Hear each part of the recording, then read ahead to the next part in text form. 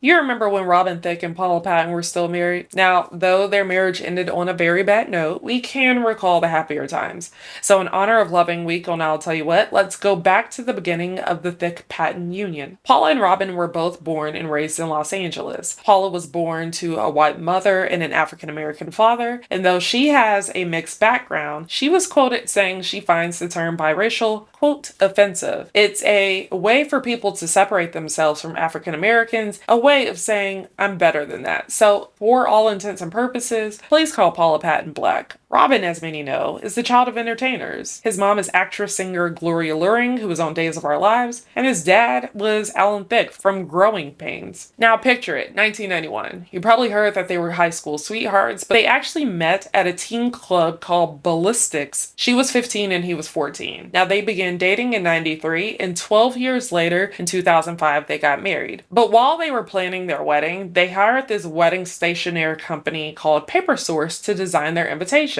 And the calligrapher actually assigned to their wedding invitations was this aspiring actress named Meghan Markle to be precise. In 2007, Paula said to Ebony magazine she hoped, quote, to have a family someday, but didn't see that happening anytime in the near future. And when asked about Paula in 2008, Robin said, quote, when I'm with my wife and we make love, that's when I'm as close to God as possible. So in 2010, they created the family they always wanted. Robin and Paula's son, Julian Hueido, was born. Paula would also be Robin's inspiration and the reason for a lot of his musical choices. Now, y'all remember the drama around blurred lines, right? From the lyrics possibly hinting to a lack of consent, aka ape rape, to the models in the video, which also led to it getting temporarily banned from YouTube, to, of course, the issues with Marvin Gaye's family. Now, Robin said Paula, quote, urged him to put the video out, which we don't know how true that was or wasn't. Now, this was also around the time that some might have thought that Robin was wildin', in addition to some of the other photos and gossip that circulated around that time. So what happened next probably wasn't a surprise to many. Now, less than a year later, in February 2014, Paula and Robin's separation was announced. This news came after almost 21 years of being together and almost a decade of being married. The joint statement they put out read, quote, we will always love each other and be best friends. However, we have mutually decided to separate at this time. But shortly afterwards, Robin would say he was trying to get his woman back. He would even try dropping an album named after her that really didn't do too well. I don't even remember hearing it. When discussing that album, DJ Booth said, quote, Paula deserves better and so do the listeners. But I read a Vox article that said essentially they felt like this was his way of trying to go back to the R&B roots that we knew him as and to kind of prove that Blurred Lines was kind of an anomaly and not really what we should associate him with. Granted, it's his biggest song. Their divorce was finalized by March 2015, and she said the reasons for it were infidelity, physical abuse, and drug abuse, though Robin denied all of those allegations. And in the years afterwards, the news would cover Robin's relationship with the 21-year-old model named April Love Geary, restraining order requests between Paula and Robin, and other salacious stories that I'm sure they tried shielding from their son Julian. But when someone has been in your life for such a long period of time, you still have this special place in your heart for them. After Robin's father, Alan, passed away in 2016, Paula posted a tribute on Instagram that said, I knew Alan since I was 15 years old, and he had a tremendous effect on my life. I loved and respected him so much. His grandson is quite sure he is still here with us in spirit. In 2017, they agreed on a custody arrangement of their son where he'd stay with both of them throughout various points in the week. And 2 years ago, Robin told People magazine that he and Paula were in a better place. Quote, there's so much emotion when you first break up, and there's so much stuff that spills over. But time heals those wounds, and she's an incredible person. And he also would go on to say that they realized that the most important person here is actually Julian. So whatever they need to do to ensure Julian's happiness, they were going to do. It's always good when two people that have so much shared history can mature beyond the hurt that was inflicted. So what do you remember about Paula and Robin? Don't forget to follow us everywhere you can, especially the tube of you, because the entire episode is already there. Or don't. Come back tomorrow for another episode of I'll Tell You What, where we will be discussing another very prominent interracial couple in honor of Loving Week. See you in the pews.